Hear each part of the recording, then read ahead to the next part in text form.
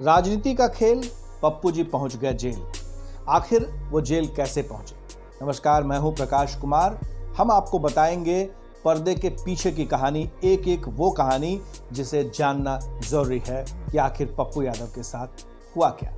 दरअसल पप्पू यादव कोरोना काल में लगातार घूम रहे थे, अस्पतालों का दौरा कर रहे थे और मरीजों की सेवा करने की कोशिश कर रहे थे। जहां तक हो सक रहा था वो कोशिश कर रहे थे और वीडियो पोस्ट कर रहे थे, जिससे कि उनकी पॉपुलैरिटी रोज बढ़ती जा रही थी।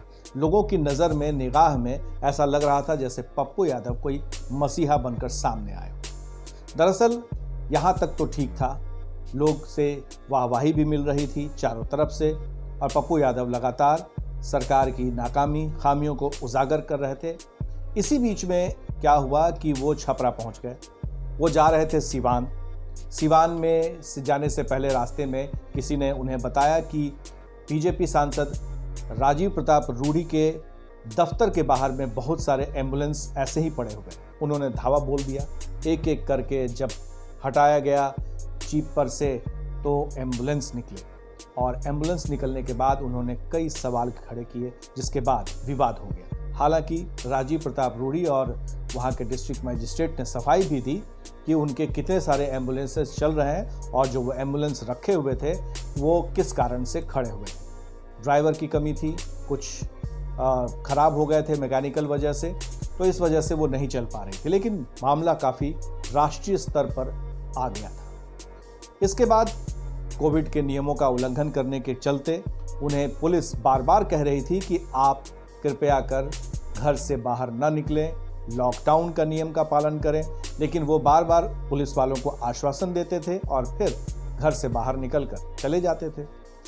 इसी बीच में एक मामला सामने आया, और वो था 32 साल पुराना मामला, जो मधेपुरा जिले के कुमारखंड में थाने में 9/89 नंबर से FIR दर्ज हुआ था। यानी 32 साल पुराना एक अपहरण का मामला चला था। एक राम कुमार यादव नाम के शख्स के परिवार वालों ने कि उनका अपहरण कर लिया गया था। 32 साल पुराना, आप समझ सकते हैं कि उतने पुराने मामले आज भी चल रहे थे, और वो भी आपराधिक मामला। ये अपने आप में आश्चर्यजनक है। उस मामले में इनके खिलाफ में वारंट जारी था, और ये बात वहाँ की पुलिस को पता थी। बावजूद इसके वो खुलेआम घूम रहे थे, कोई उनको रोक नहीं रहा था, कोई उनको टोक नहीं रहा था, पुलिस की जानकारी में भी थी।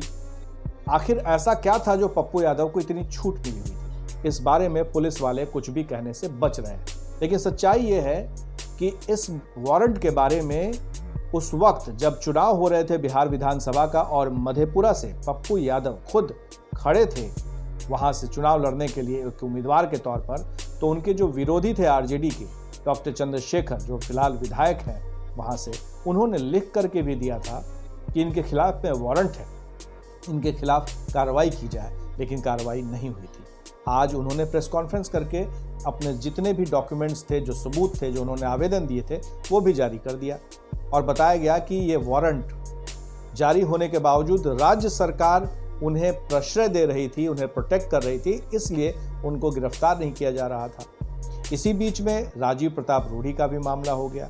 इसे इत्तेफाक, संयोग कह लें या फिर यूं कह लें कि आखिर पप्पू यादव दिनों दिन जिस तरह से पॉपुलर हो रहे थे, वो आंखों की किरकिरी बन रहे थे, न सिर्फ सरकार की तरफ से बल्कि विरोधियों की तरफ से। आपने देखा होगा कि पप्पू यादव की गिरफ्तारी के बाद बिहार सरकार को समर्थन दे रहे बिहार सरकार में मंत्री, इन लोगों ने भी पप्पू यादव के गिरफ्तारी की आलोचना की थी, निंदा की थी, और कहा था कि ये असंवेदनशील वाकया है।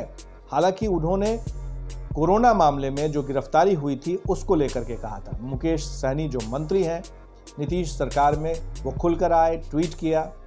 जीतन राम मांझी, जिनका समर्थन है सरकार को, जिनके बेटे मंत्री हैं, उन्होंने कहा कि यह असंवेदनशील है, इससे जनता में आक्रोश फैलेगा, यहाँ तक कह डाला। इतना होने के बावजूद और भी लोगों ने किया, पर तेजस्वी यादव या लालू यादव ने कभी उनका समर्थन नहीं किया। जाहिर है कि ये राजनीति का हिस्सा है। राजनीति ये था कि इसमें लालू यादव को, तेजस्वी यादव को ये लगता था कि पप्पू यादव कहीं ना कहीं बीजेपी और नीतीश कुमार के एजेंट के तौर पर काम कर रहे थे। बीजेपी को सहायता दे रहे थे कि यादव वोट अगर कटेगा तो उसका फायदा बीजेपी यानी एनडीए को होगा।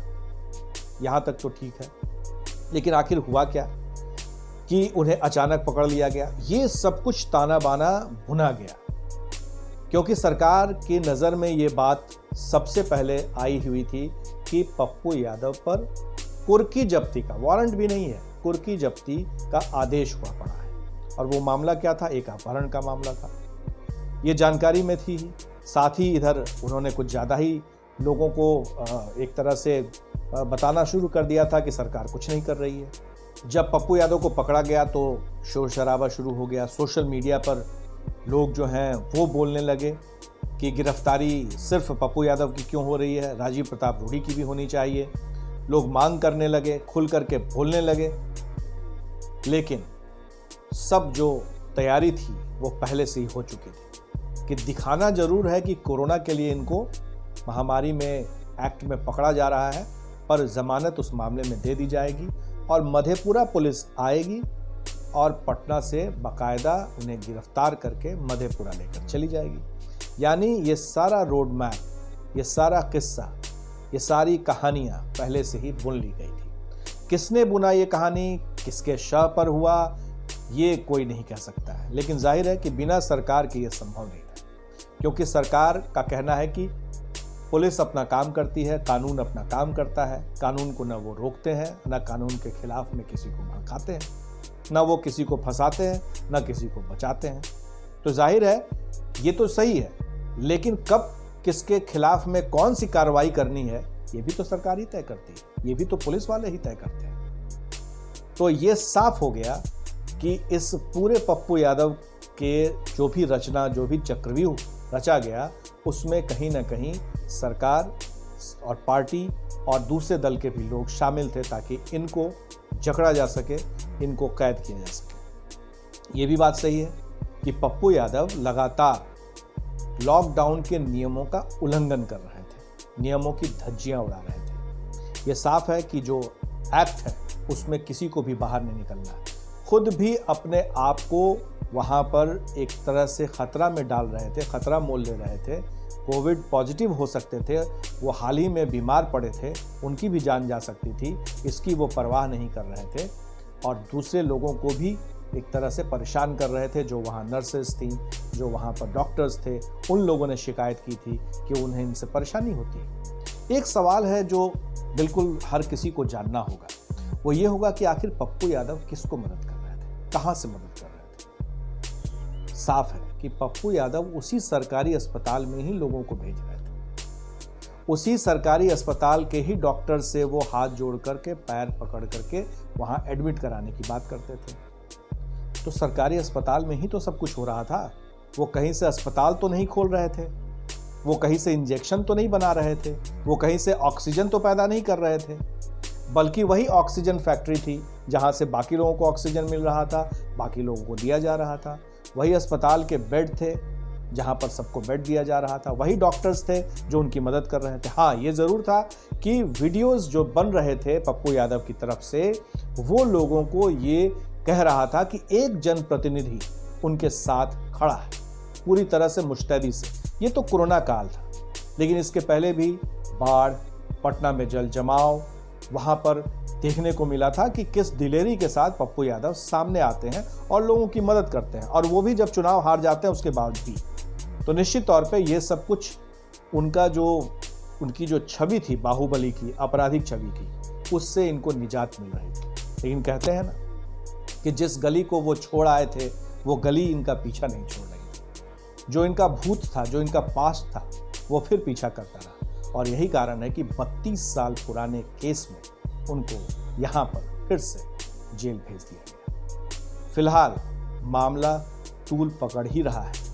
रंजीत रंजन जो उनकी पत्नी है, पूर्व सांसद है, उन्होंने ट्वीट कर कहा है कि अगर पप्पू यादव को कुछ होता है तो वो बीच चौराहे पर सीएम नीतीश कुमार को ला खड़ा करेंगे। वहीं दूसरी तरफ कुछ और लोग हैं जो समर्थक हैं, वो आ रहे हैं।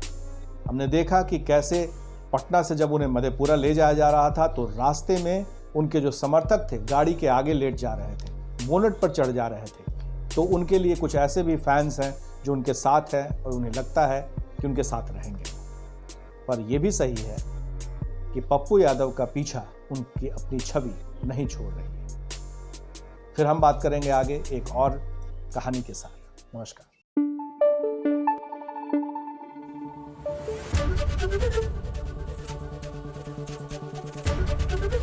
एबीपी न्यूज आपको रखे आगे।